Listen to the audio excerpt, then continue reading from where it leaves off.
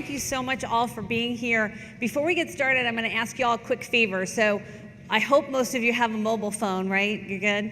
Everybody has one? Good. There's a Channel Partners app. If you can open up the app, and if you can go in there and go to the More section there, you'll go on the mobile app, click on More, click on Polling, and select this session. In about 15 minutes, this is going to be important because I am the guinea pig for polling you on a question. So we're going to try that together and we're going to see how we do. So again, go in the mobile app, go to More, go to Polling, and select this session. This is how to double your business. So listen, I want to get started. So hello to everybody out here in Vegas. I love this event. It's my favorite one of the year, and I'm super honored to be the Influencer of the Year. Somebody asked me last night, how do you win the Influencer of the Year? And I told them I have actually no idea how I won, so it's kind of fun, and hopefully somebody will tell me later, and I think we'll get over that. So, and I'm actually thrilled because let's face it, 2019 is a year of massive change. It's a massive new normal world, and this year, I think we can take it a step further and have a frank and honest talk about can you really double your value in 2019? Now, am I talking about selling your business? Am I talking about getting investment for your business? Am I talking about just having more profit in your business? Yes, yes, and yes. Here's the frank reality, and Art talked about it. The channel is aging out. In fact, most of the studies I've seen opine that about 70% of the people sitting in this room will opt out of the channel in less than 7 years. And I think all of us want to do that with as much money as possible. I actually gave a keynote panel last night, and somebody asked me why I worked so hard and pushed so hard in my career, and I said, for the money. I know it's not a nice answer, but it's the answer. We largely do this business for the money. And so this year, more than ever before, as I went into my own firm and started working with people, here's what I've seen. Some people get double the money that other people get. And there's some specific reasons for that. And they get double the money whether they're selling their business, whether they're going for investment, or whether they're just trying to pull profit out of their business. So I'm here to talk about you being worth more. Now look, if you don't own your own business, working for a vendor, you're working for a big corporation, all of these will apply to you as well. So let's get started. We are in a world of unprecedented technology. Yesterday, my husband calls me up. He had an accident, right? Heart-stopping minute. I'm in Las Vegas. He's in Florida. He had an accident. An accident that left him thankfully fine, but the person in the other car flipped their car. They were at fault, flipped their car, and was on their way to the hospital, non-responsive. And all of that could have been solved by a simple technology from a company called GMA. GMA, Global Mobile Alert, actually has the ability to tell you when you're on a call. By the way, the person was on a call, not paying attention when they ran the light. And this mobile alert has the ability to give you an audible that says, hey, you're coming up on a light. We've all done it. The technology's there. In this time of unprecedented technology, there is an answer for everything. In fact, AI is becoming that answer. 80% of enterprises investing in AI. $3.6 billion last year spent in venture capitals alone in the area of AI. And I know the channel. When there's big money at play, the channel's gonna be there. So I'm gonna talk about a really real example of this. Oh, that was fun, wasn't it? I think the robots don't want me to tell. Okay. So pin drop. How many of you do UCaaS, call centers, contact centers, something in the voice arena? Okay, good. Pin drop. Here's the story. A couple days ago, one of my friends got a phone call from a work associate. Work associate asked him for some specific information. Now, it sounded like the guy. The phone number was his cell phone number, but it was an odd question that he asked. It didn't sound quite right. And he ended up giving him, he said, hey, do me a favor, could you just read me what's on this? He read it to him. He hung up. He called his friend back, his work friend, saying, that was weird that you called me for that. And he said, what are you talking about? I didn't call you. I didn't call you at all. It was voice phishing. It was someone mimicking his friend, had done enough social engineering. By the way, pro tip, stop answering the quizzes on Facebook because they give people answers on how to pretend to be you. Also, if you get a phone call and if there's no one there and you say hello, or you say, this is Janet Schijns, which is how I answer my phone, and I don't do that anymore. If I say, well, every time I answer my business phone, this is Janet Schijns, and there's no one there and they hang up, when they voice fish for me, guess what they play? Hi, this is Janet Schijns. They are recording you everywhere, and now they're voice phishing. Email phishing isn't working as well. So enter this little company with an artificial intelligence solution called Pindrop. Pindrop has a way to realize when someone is using voice to try to commit fraud, whether it's a bank account, whether it's your life, whether it's the current scam is your kid calls you from college and claims they need money. They raised $223 million in their first round out there. So if you're in the contact center and call center space and you're not in the AI space for voice, that's probably a mistake. Or how about IoT? I've heard people talk about IoT. I see the percentage of sales in IoT. There's a company called Longview. What does Longview do? It's packaged IoT that you can make a commission selling. It's actually all packaged up, all ready for you with the security, the cloud, the sensors, the devices.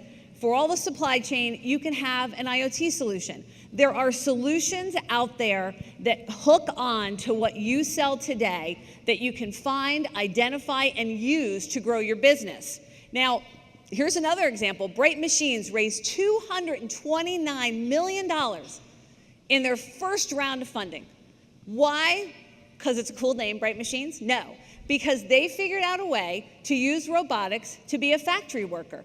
Unemployment in the country is at 3.9%, the lowest last month it's been since 1969. How successful are people getting factory workers? Not very successful. But if you sell to companies that are actually in those spaces where they have unskilled workers, Bright Machines, by the way, Google also has this in their lab, figured out a way to make a human hand better than a human hand that can do precise work on a factory floor. And they raised $229 million. Now, all of these have something in common.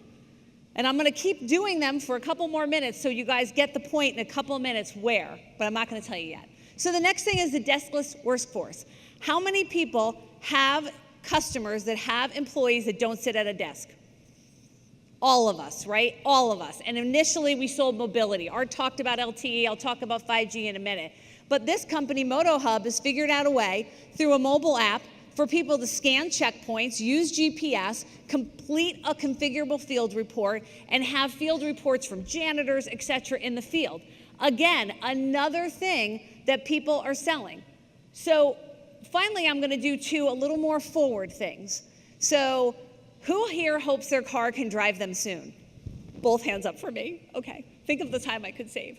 So who here is taking an Uber? Good. So in 5 years, the forecast is with autonomous cars, if they work the right way, your Uber driver would be just a car, right? So you're going to get in this empty car. And that your car, maybe in 10 years, would actually be able to drive you anywhere you want. Well, this company, a little farther out, called Enel, is doing highway wind turbines. So they are putting wind turbines in the fast lanes in the highway, and as you drive by them, you generate power. So the forecast is in the next decade that when you go to sleep at night, your autonomous car will actually go charged up from the very power that you got in your solar or wind turbines and take a drive to generate power.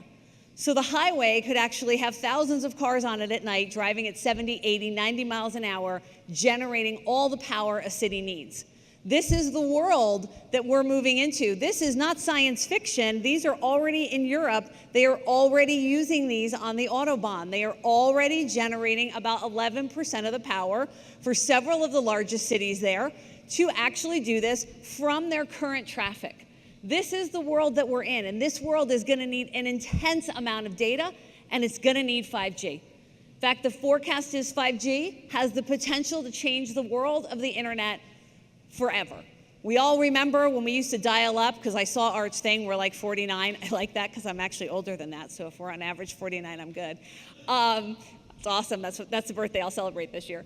And so when we first started in the industry, you had dial-up internet, right? You would sit there and you'd get that reassuring tone, that doo-doo-doo. It was awesome. For those of you who are too young to know that, you don't understand the fun of waiting 2 minutes to dial up and hoping that somebody had sent you an email or an instant message. It was fantastic. It was awesome. There's no surprise or suspense anymore. But 5G has the potential to change the world the way the internet did. It has the potential to make nanosecond decisions possible in medicine, in transportation, in manufacturing, in every industry. In the next few years, 5G has the potential to bring the robots to the front of the line, keep them connected, have the data processing, and be able to save and make lives. Now look, it's not going to happen this year, and it's not going to happen next year. It's probably 3 to 5 years out.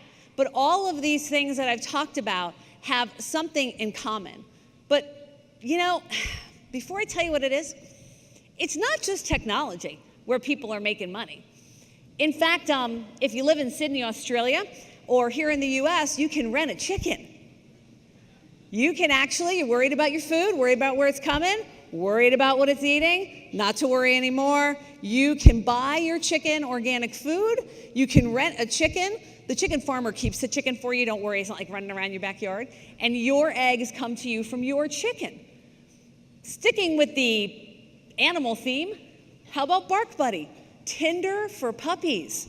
In its second round of funding, was valued at 18x valuation. 18x, by the way. The Rent-A-Chook was at 19x.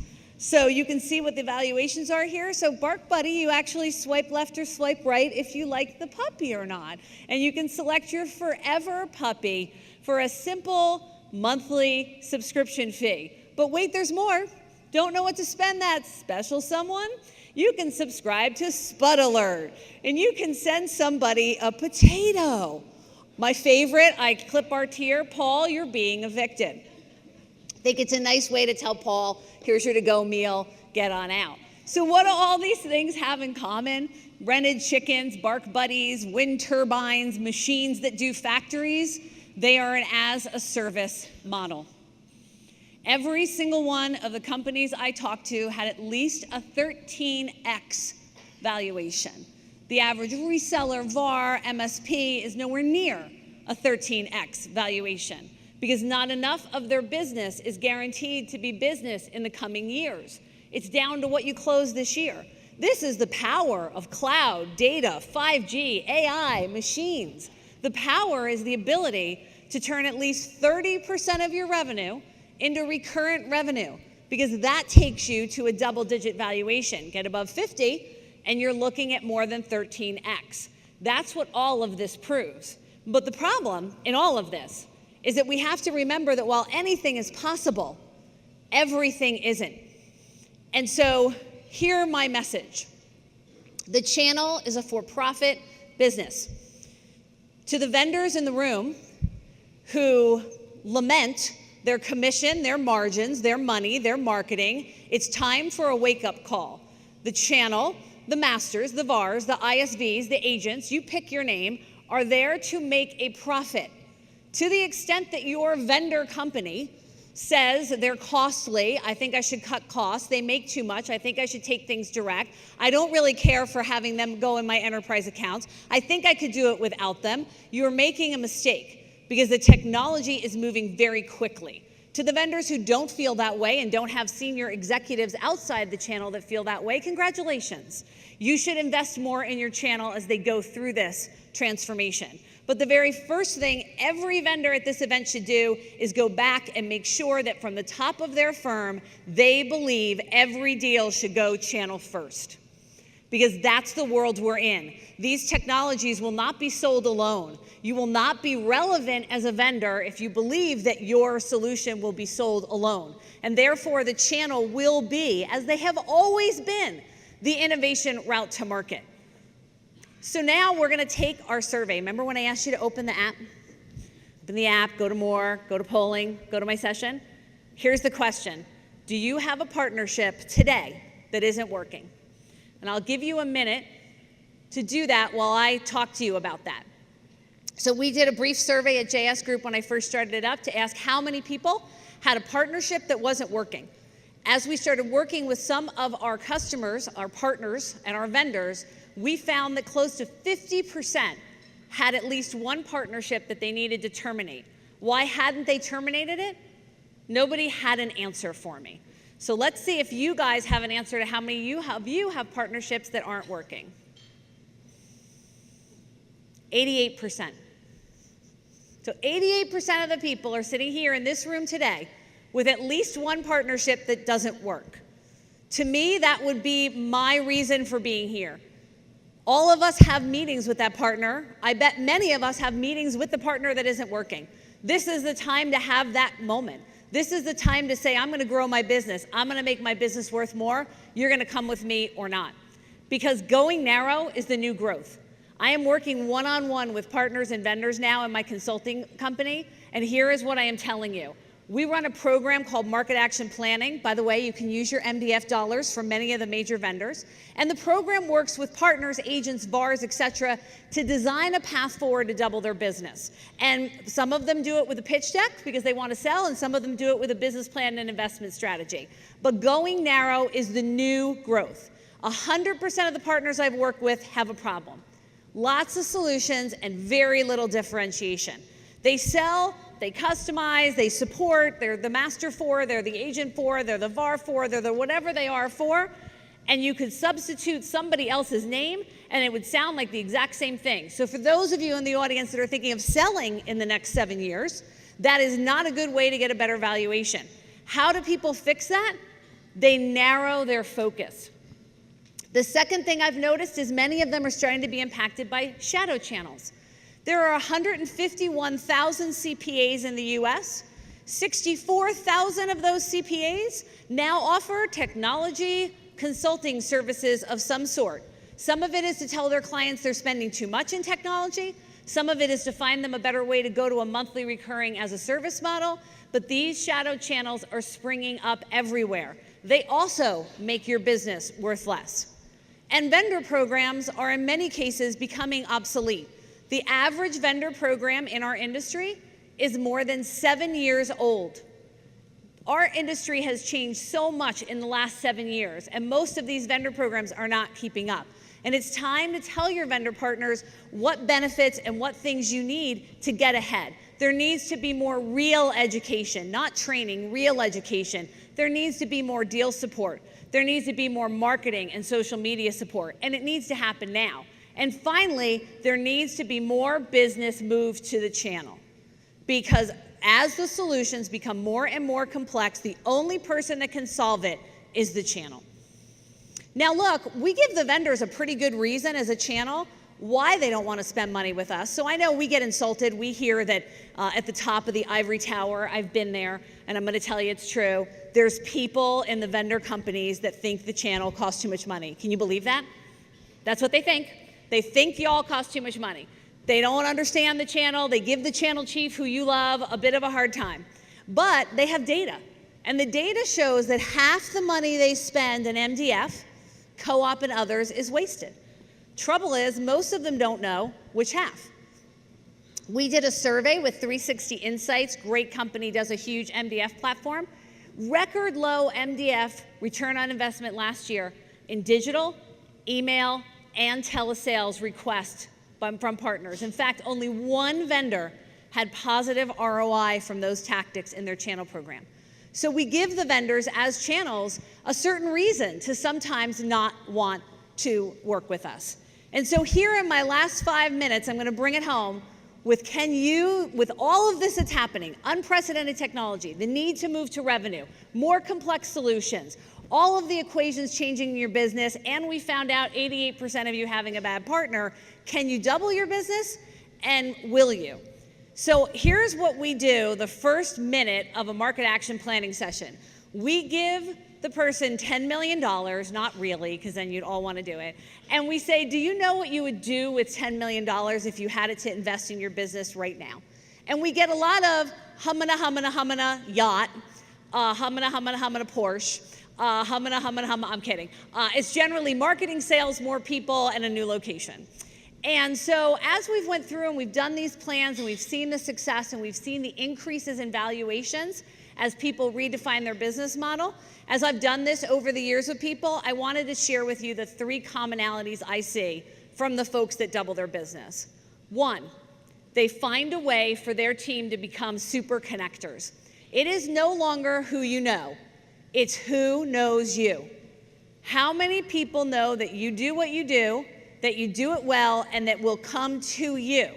This adds a massive amount of money to your valuation. If your brand is known and is at the top of the area that you're in, This adds a almost double factor to your any valuation. It also, by the way, when you're trying to attract good talent, if you don't want to sell your business, it helps as well. Millennials want to know that people know you. They believe they complete our brands.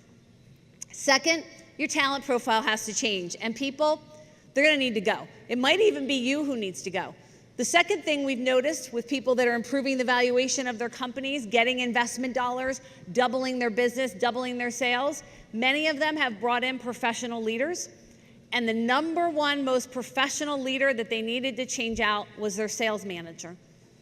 Sales management was the number one problem that most of these people had. Now, I'm sorry if you're the sales management for your company. Totally apologize, okay? Hopefully I'm not talking about you. I'm not talking about everybody had this problem. It's totally not you, okay? It's me, okay? It's totally me, not you.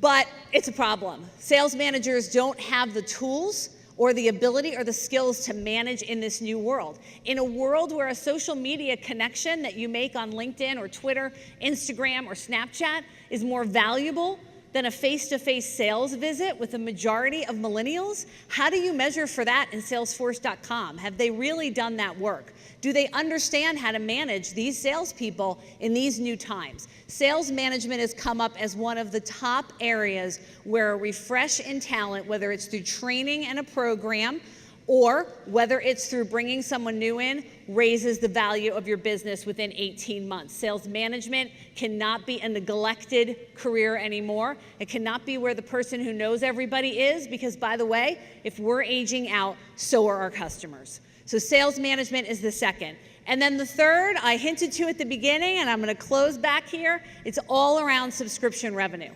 Subscription revenue doubles the value of your business when you get to 30% subscription revenue.